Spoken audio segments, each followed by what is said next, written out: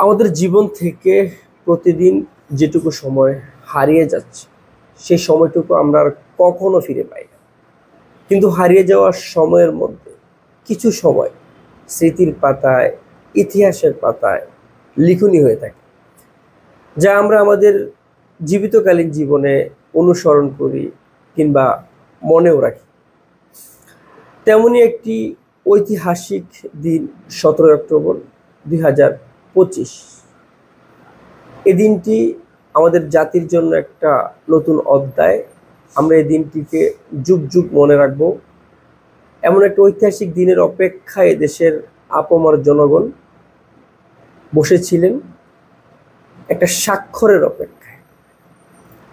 5 August ছাত্র জনতার অভ্যুত্থান পরবর্তীতে আমরা একটা শব্দের সঙ্গে পরিচিত হই। জুলাই সনদ নামক যে শব্দে আমাদের নতুন করে আশা দেখায়, প্রত্যাশা দেখায়, আমাদের নতুন জীবনের গল্প শোনায়, নতুন বাংলাদেশ বিনির্মাণের প্রতিশ্রুতি দেয়। ছাত্র জনতার আন্দোলন চলাকালীন সময় যারা স্টেক হোল্ডার ছিলেন বা যেসব রাজনৈতিক দল একত্রিত হয়েছিলেন, একটা সরকার গঠন হবার পর তারা জুলাই সনদের বাস্তবায়নের জোরালো দাবি জানিয়েছে। পরবর্তীতে অন্তর্বর্তীকালীন সরকার ঐক্যমত কমিশন নামক একটি কমিটি গঠন করে এবং সেই কমিটির সহসভাপতি জনাব আলী রিয়াজের দীর্ঘ প্রচেষ্টায় রাজনৈতিক দলগুলোর সঙ্গে দফায় দফায় বৈঠক পরবর্তীতে একটা সময় সিদ্ধান্তে আসতে পারে যে স্বাক্ষরটা কবে হবে। পূর্ব নির্ধারিত 17 অক্টোবরের যে স্বাক্ষর হবার কথা, সেখানে সকল রাজনৈতিক দলের অংশগ্রহণ না হলেও অধিকাংশ বড় রাজনৈতিক দল সেখানে অংশগ্রহণ করেছে। কিন্তু যারা যুদ্ধ করেছেন, যারা এই জুলাই সনদ বাস্তবায়নের জন্য রাজনৈতিক দলগুলোর সঙ্গে মত পার্থক্যে জড়িয়েছে, দ্বন্দ্বে জড়িয়েছে, সেই রাজনৈতিক দল জাতীয় নাগরিক পার্টি, অর্থাৎ সংক্ষেপে যদি বলি এনসিপি নেতৃবৃন্দরা জুলাই সনদ স্বাক্ষর অনুষ্ঠানে উপস্থিত হননি এবং তারা স্বাক্ষরও করেননি। তাদের অনুপস্থিতিতেই জুলাই সনদের স্বাক্ষর কাজ সম্পূর্ণ হয় এবং সেই সম্পূর্ণ কাজে প্রধান উপদেষ্টা প্রফেসর ডক্টর মোহাম্মদ ইউনূস নিজেও স্বাক্ষর করেছেন। এটি শুধু বাংলাদেশের জন্য স্মরণীয় দিন নয়, এটি ইতিহাসের পাতায় বিশ্বের প্রত্যেকটা দেশ এটাকে স্মরণ করবে, এটা সম্পর্কে সবাই অবগত। কারণ এমন নজিরবিহীন ঘটনা কিংবা এমন বিরল ঘটনা আর কখনো ঘটেনি। এই প্রথম বাংলাদেশ থেকে এটার শুরু হয়েছে। হয়তো এটার দেখা দেখি বিশ্বে আরও এমন ঘটনা ঘটবে বলে আমরা ধারণা করছি। কালকের এই জুলাই সনদের স্বাক্ষর অনুষ্ঠানে কিছু অপ্রীতিকর ঘটনা ঘটে। প্রথমত, অনুষ্ঠান শুরু হবার আগ মুহূর্তে যারা অভ্যুত্থান ঘটিয়েছে, যারা জুলাই যোদ্ধা হিসেবে পরিচিত, তারা আইন শৃঙ্খলা বাহিনীর সঙ্গে একটা রণক্ষেত্রে পরিণত হয়। তারা যখন অনুপ্রবেশ, অর্থাৎ প্রশাসন কিংবা সরকার কর্তৃক দাওয়াত না পেয়েও তারা যখন জাতীয় সংসদ ভবনের দিকে ছুটতে থাকে কিংবা জাতীয় সংসদ ভবনের দিকে ঢুকতে থাকে, তখন আইন শৃঙ্খলা বাহিনী তাদেরকে বাধা দেয়। এক পর্যায়ে তারা সংঘর্ষে জড়ায়, ধাওয়া পাল্টা দেওয়া হয়। এতে বেশ কয়েকজন জুলাই যোদ্ধা আবারও গতকালকে আহত হয়েছে।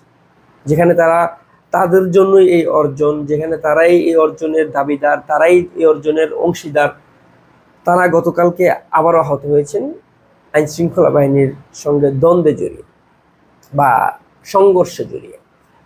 কিন্তু যখন জুলাই সনদের স্বাক্ষর অনুষ্ঠান শুরু হওয়ার আগ মুহূর্তে তারা সরে যান, তাদেরকে সরিয়ে যেতে বাধ্য করা হয়।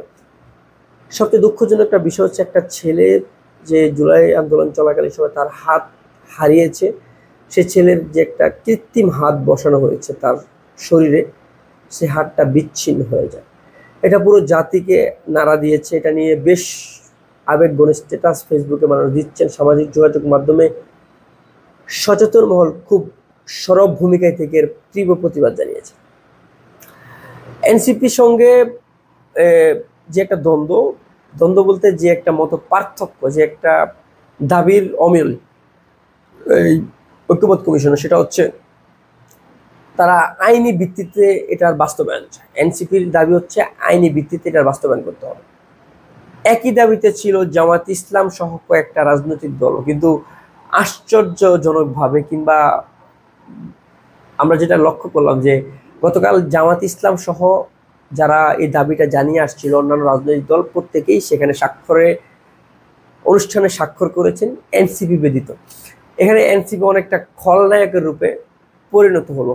জামাত ইসলাম সহ বিএনপি সহ যেসব রাজনৈতিক দল স্বাক্ষর করেছেন সেখানে সর্বপ্রথম এনসিপির জন্য একটা সিট বরাদ্দ থাকার কথা, কারণ তারা এটার জন্য জোরালো চেষ্টা করেছে। কিন্তু সেই ঘটনা ঘটেনি, উল্টোটা ঘটেছে। সেখানে এনসিপি উপস্থিত হননি, যারা তাদের সঙ্গে মিত্র হিসেবে এটার যুদ্ধ চালিয়েছে তারা উপস্থিত হয়ে স্বাক্ষর করেছে।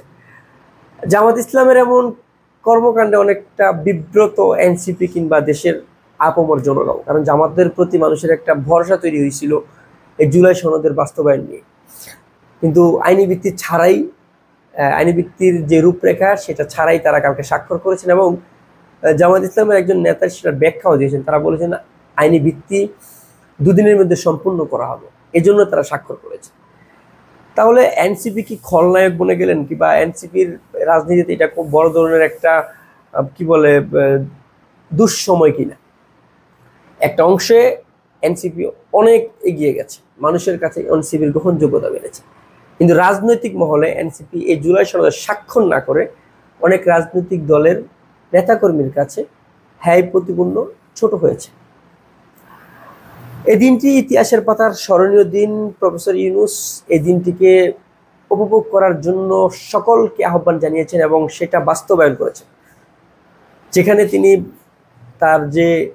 তাকে যে চেয়ারে বসিয়েছেন, তাকে যারা এনেছেন তাদেরকে তিনি মনে রাখতে পারেননি, বা তার প্রচেষ্টা ছিল, এনসিপি সেখানে উপস্থিত হননি।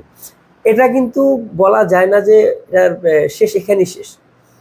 এটার জন্য আরো খারাপ সময় অপেক্ষা করছে, কারণ যেহেতু এনসিপি এখন পর্যন্ত এটা স্বাক্ষর করেনি, এনসিপির জন্য 31 অক্টোবর পর্যন্ত সময় আছে।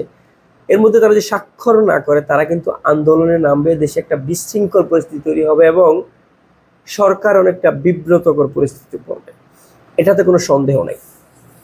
এই জুলাই সনদের জন্য এনসিপির যে দাবি ছিল সেটা প্রশংসার দাবিদার।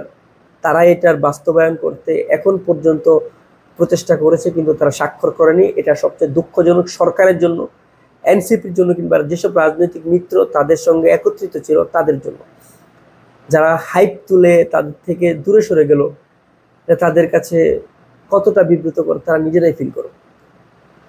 আমরা একটা শান্তি শৃঙ্খলার বাংলাদেশ চাই। এটা যে সরকারই আসুক, আমাদের প্রত্যাশা থাকবে একটা বসবাসযোগ্য দেশ, যে দেশে আমরা বসবাস করতে পারবো, আমাদের কোনো ভয় থাকবে না, ভীতি থাকবে না, আমরা নাগরিক সেবা পাবো। কিন্তু সেটা কবে নাগাদ হবে? এদেশে আর কখনো মনে হয় না যে দেশের শৃঙ্খলা ফিরে আসবে, দেশের যে অস্থির সিচুয়েশন সেটা আর কখনো স্থিতিশীল হবে বলে আমরা মনে করি না। কিন্তু এতটুকু নিশ্চিত, এনসিপির সঙ্গে সরকারের যে একটা খারাপ সম্পর্ক, এখন আবার রাজনৈতিক দলগুলো যারা তাদের মিত্র ছিল তাদের সঙ্গে একটা খারাপ সম্পর্ক তৈরি হয়েছে, এটার জন্য সামনের ভয়ঙ্কর সময় অপেক্ষা করছে। স্বাভাবিক সময় আমরা পাবো বলে মনে হচ্ছে না।